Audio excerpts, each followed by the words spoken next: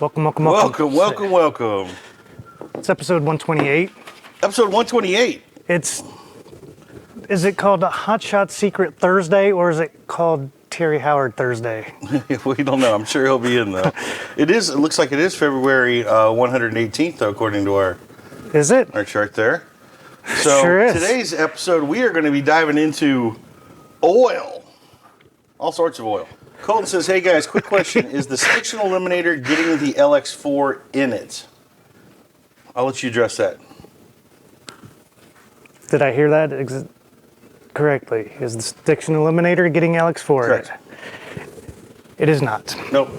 LX4 is a fuel additive on the fuel side of things, so we don't add that to Stiction Eliminator. However, the irony is it works beautiful as a fuel additive. It works beautiful as an oil additive, but, you ready for it? I'm ready for the butt. It shears out. Right. I mean, it's just... Can't hold up. It can't hold. Yeah, it does really well for the initial testing. Like, we've got some magic, and then there's no durability to it. Then it's just done. So that being said, what you're probably looking for there is you're wondering if we have lubricity in the Stiction Eliminator, and the answer is absolutely. That's what's so unique about that product is, it's Group 4, Group 5 esters that are doing, and everyone knows what a great cleaning job it does. And in comparison to other engine cleaners out there, anything with like a really harsh solvent, it'll clean an engine, but it'll also dry it out, and we got bushing issues, a whole bunch of stuff. What's really great about our Stiction Eliminator is it cleans and lubricates at the same time. So much so that if my math is right, I believe adding Stiction Eliminator, I think we did our testing on Rotella, reduced wear by 42%. Is that the number I'm looking for? 62. 62! Even more. Right. That's what this league came to be. Since they're all stuck at home, they're like, well, we're going to keep practicing our reaction time on the tree, and they turned it into an actual competition. So can you lay out how your competition works? Like, so I know people go onto your Facebook page, and they take the video of them taking their hits on the tree, and then you basically pair them head to head. Actually, we everything's live now. So we go on the page. You go on the page and you go live on Facebook, and that way we can see what you're doing and try to keep it as legit as possible. And then you submit your hits into one of our posts, and then randomly you're paired with another guy, and it goes from there just like a regular bracket would. Like a NCAA style basketball bracket until we have a winner at the end. Yep. And the way I like to explain it to everyone that has never done it or doesn't understand it, a lot of these reaction times come down to 1,000th of a second you lose by. So imagine taking 1 second and cutting it up into 1,000 pieces, and you lost by that little bit. Mm-hmm. Yeah, so one thing I always used to show people is if you take out your, here, let's do it. You're not going to do it. Open up your timer. You know, do that? Hit your clock. Go to your stopwatch. Now, if you take your stopwatch on your phone, and what I'm going to have you try to do is start and stop it as quick as you can, and see how quickly you can go two dots on it. Ready? Yeah. I'm a .12. I'm still going because apparently I'm too. You missed. I'm too fast. As quick as I can hit. I guess I red lit. Quick as I can hit my finger twice is over 1/10 of a second. These guys are cutting trees down to hundredths of a second. That's how close they are. So Blaze, as we just had, Bob on kind of talking about everything from your perspective, how cool is this? How much this has grown over the last year and what you guys have put together? Did you see it growing like this when you first started? No, to be completely honest, we talked about it on a Sunday, and then Monday started the page. I think the end of Monday we had 55 people. By the end of the week we had like 300. Right. And then like within 3 weeks there was 600 or 700 people on there. Right. And we went, wow, we really might have something here. And now, like Bob said, we have over 1,800 people. Some of the biggest names in our sport are involved in our races. Yeah, It's- not it's Chris on- Mancini because he's not a big name, but he is involved. Chris Mancini was a mainstay in our first season. I don't know what happened in season 2, but he's slacking off. Well, I know what happened. He got shown for what he is on the tree. I don't remember ever sending a winner's box to Chris Mancini.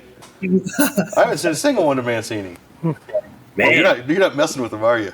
I will say this. It's good- I did it's good that finally you guys see. are as brutal as us. What's that? It's good that you guys are as brutal as us. 'Cause Oh, yeah. that's how it would go.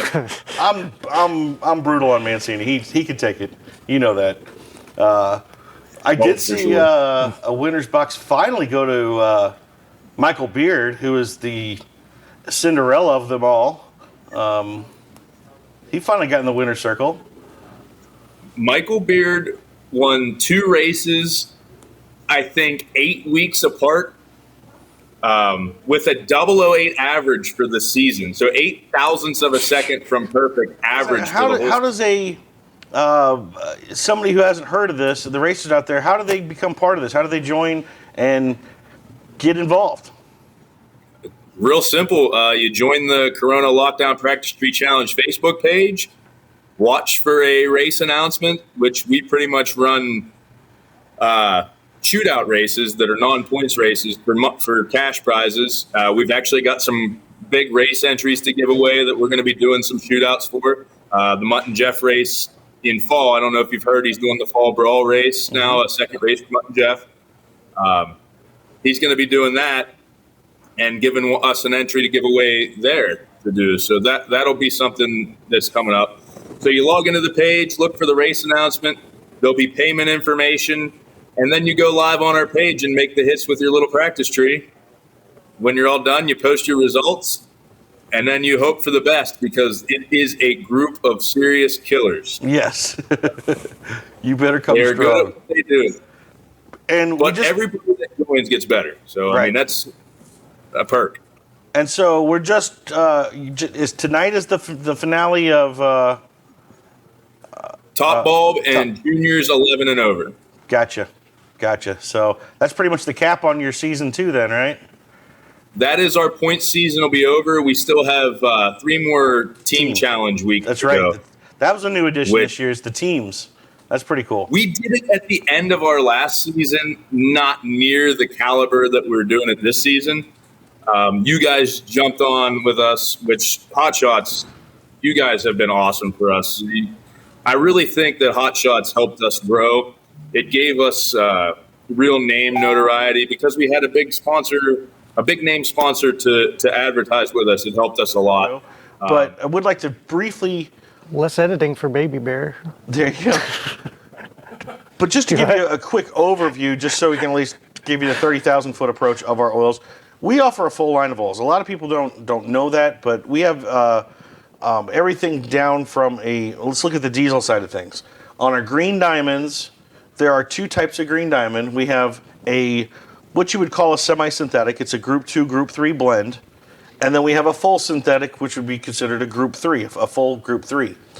Within those 2 green diamonds, there's weight differences. So we have your traditional 540, 5W40, the 15W40. We've in the past year added the 10W30, which is a common lower weight that a lot of the newer trucks are coming out with now. They're requiring a lower viscosity, so we're offering that in a 10W30 as well. And the first thing I should have noticed is that great FR3 we have, every bottle. Every one of our oils has FR3 already infused into it. So if you're somebody that's found the gain out of our FR3 and you like it, I've always said if you like your oil, keep your oil, but try our FR3. Well, once that FR3 wins you over, my next thing is try our oil then. Because now you're going to be able to compare that base package. And, we're real proud of the packages that we put together in these oils. So if you're spending the money on an oil and spending the money on FR3, you should really check out our offerings to have the FR3 blended in. Cost effective wise, it's better for you too. After the green diamond, we can then step up the group 2-3 blend and the group 3. We offer a full group 4 PAO blue diamond oil. We've had a lot of talk about PAOs before. They just don't shear. They hold. These are the ones that we have long haul truckers going over 100,000 miles on the oil without changing, bypass filter, etc.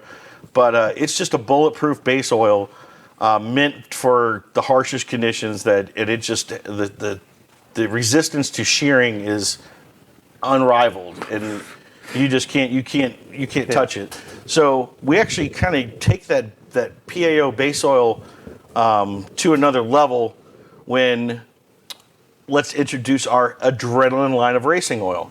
It also has a PAO base oil. The reason why? Well, what a heavy over-the-road trucker can do in 100,000 miles to an oil, a 3,000 horsepower race car can shear an oil in a pass or two. And so one of the first levels of protection that we do for an oil is make sure that you have the proper viscosity to protect the engine. So when it shears out of grade and your 50 weight becomes a 40 weight, it's no longer protecting the engine properly. So the longer we can resist that oil from shearing, the longer it protects the motor. And when it comes to PAO, there's nothing better in the world. It's a Group 4, pure, man-made, developed molecular structure. We talked about the balls. We'll get into it another time. But that's why we use it as our racing base oil, because we just take that element off the table. So all those guys out there with our racing oil, they can beat it up all they want. We come back and see the oil analysis on it. It's always sitting in grade. Like, we just take that off the table. You don't have to worry about it. And then, of course, we add a tremendous additive package to all these depending on the application. Like on the racing oil, we use a sulfur-based zinc. It's not a ZDDP, so that's why we don't need phosphorus really in our stuff. So we have a high zinc level. I think it's 2,800 parts per million. Huge calcium, a couple thousand parts per million. And then we put 1,000 parts per million of antimony into this racing oil as well, on top of our FR3 carbon nanotechnology. So all of that in there is going to give you the ultimate protection, and also knowing that your PAO is not going to break down.